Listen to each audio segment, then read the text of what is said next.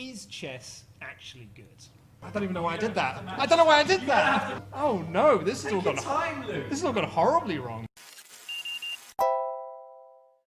Alright, so the answer to the question is obviously no, chess most certainly is not good. It's the worst thing. It crushes your dreams. You pour your entire life and soul into dedicating yourself to improving in this wretched game, and it's a Sisyphean climb of the mountain, and when you get to the top, you just fall right back down again. And, you know, it's just a giant waste of time, and if you're anything like me, you've come to terms with the fact that you didn't choose chess chose you, and now you have to live with these chess shackles until the day you die, and that's just your destiny. But stay tuned until the end of this video, because Michael might have something more optimistic to say. Hold on. So yeah, after listening to what Dylan just said, I'm kind of regretting not giving that as my answer to when Luke asked me, is chess actually good?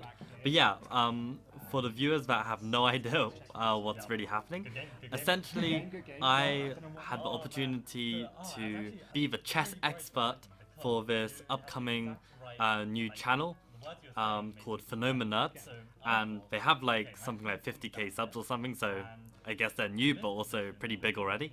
But yeah, they needed a chess expert. It's like a board games kind of channel, and I answered some interview questions and played some blitz against the producers, and yeah, it was a blast. So if you want to watch like the finished kind of product on their side, you can watch the video in the description.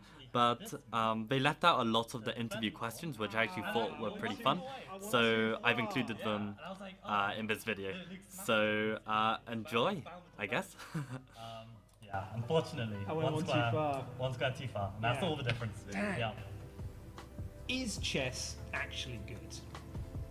So I think it's not just good, it's the best. It's the top of all the board games. Now, people in like watching this video are gonna think, oh, he's like, you know, one of these guys. But like, the reason why I think that is because the game is 100% skill. There's no chance involved, there's no luck. Like, people who say there's luck, there's no luck in chess, it's all on you. So if you train hard enough and you work hard enough at the game, you can get good, and you know it's all down to your own skill, which I think is really rewarding. Because it pains me to think, like, even a very highly skilled game like poker, there is still an element of luck to it. You might play the best play, that gives you like an 80% chance of winning, and you still lose, even though you know you did the right play. So it's like, at least with chess, there's no subjectivity, it's completely objective, and I think that puts my mind at ease when I'm trying to improve at the game. Because if I tried to get better at a game that had so much luck involved, yeah, it'd pain me every time I lose, you know? How long did it take you to get good at chess? To get good, well, getting good is definitely subjective. I mean, for me, I still feel like I've got a long way to go in terms of my like chess progression. But yeah, I guess like as soon as you start playing regularly and you really feel this competitive fight in the game, I would already consider you're already somewhat a good chess player by that stage. Okay. Yeah. So so going through sort of how long would it take me to get good at chess? But given my level of experience, which is I haven't played in 25 years, how many hours would I need to put in order to get good? Right. So if we call, let's say we give the ELO mark of 2000 as something extremely respectable, I reckon anyone of any age can get there if they put in enough hours. So I'm not sure of the number of hours, but maybe if you literally started tomorrow, gave up everything, you trained, let's say 5 hours a day of like real training, like someone's like showed you how to learn and train in chess. To get to 2000, I'd say maybe, I want to say 5 years. It's painful. It's painful, yeah. Because the problem is as well, it's like, once the higher and higher up you get, the more and more try hard the people you're playing are. So it's like, you're equally, you know, trying to get one up on people who are like putting so much time into the game already. Yeah. So yeah, it can be tough. But how many games of chess do you think you've won over your years? Oh god, definitely hundreds of thousands. I want to say I played a lot. Yeah, wasted too much time on this board game. Yeah. I'm going to get absolutely slaughtered here. I don't think I've ever won a game of chess in my life. You're kidding. I don't think I ever have, no. Like, even when I don't think I've ever This won a isn't game a of chess chess. psychology show. You should Damn, keep it to yourself. I'm undoing all my goodness with my t-shirt. Before we started recording, you were talking about the various different versions of chess. And one of them that kind of piqued my interest was chess boxing. Yes. Okay, so chess boxing is essentially a mixed match. It's kind of a joke, but also people take it semi-seriously. Like, there's a world championship. Like, I think the last one, don't quote me on this, but I think it was in Berlin where they had this big championship. So the way it works is you have a chessboard in the middle of a boxing ring. Mm-hmm. You have 9 minutes on the clock each, and the way it works is you alternate between boxing and chess. So if you get knocked out, you lose. If you get beaten in the chessboard, you also lose.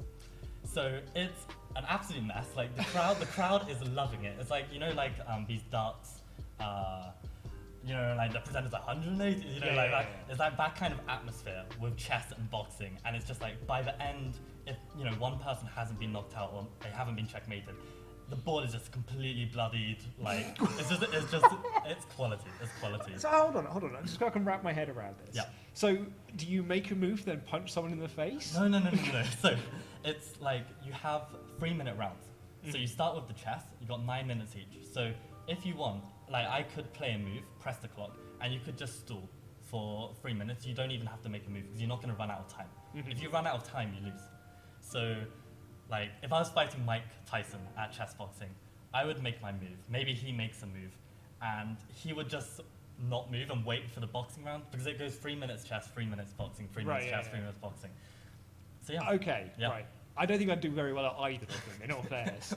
I mean, after this, we can check it out. We were talking earlier about like the various different versions of chess, and we mentioned dice chests, and your reaction was essentially, well, fuck that game. Yeah. Like it's literally. It's like, yeah, exactly. Why bring chance and luck into a game that is just pure skill? It just makes no sense. It makes no sense. one kind of criticism I read against chess when I was doing my research for this is that they basically said chess is no different to a Rubik's Cube in terms of it being a game, because a Rubik's Cube is like, there's no skill to a Rubik's Cube really, because it's just you need to memorize the pattern. And the criticism they had against it was that chess is less about it being a game, it is just about memorizing patterns. Do you think that's fair? Absolutely not. Absolutely not.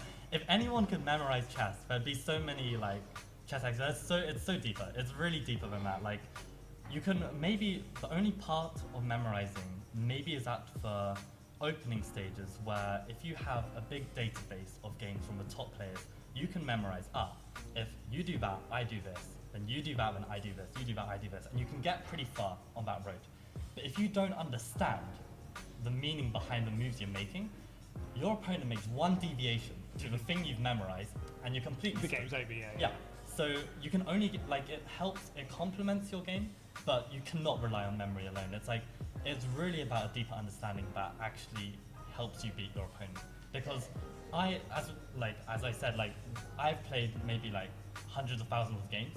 Not once, even in my friendly games, my professional games, not once have I had the exact same game. Ever. Okay, right. Ever. I think there was one cool fact that, like, there are more possible chess positions than grains of sand on the earth. It's just how it works. Like, there's so many variations that can be out. Oh, man. Yeah. I haven't played a game in 25 years. I am very much a novice. You've played for England as a junior. Would you get the same level of enjoyment playing against me or someone on my level, or even someone who's got basic understanding? Or do you enjoy more the really high level competitiveness? Right. Yeah, so it really depends on the player, because there are some players that we typically call them sandbaggers. So essentially they enter tournaments and they purposefully lose to get their rating low enough so they can like kind of win against people who are like less strong, and they find enjoyment in the winning aspect. Right. But, Okay. yeah, I don't know. I didn't see any fun in that.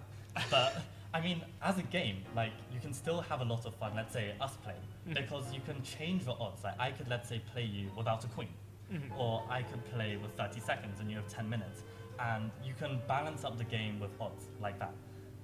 So yeah, you can still have fun whatever level whoever you're playing. So yeah, Cool. Right. Well, let's play a game. I'm excited to play a game now. yeah, let's do it.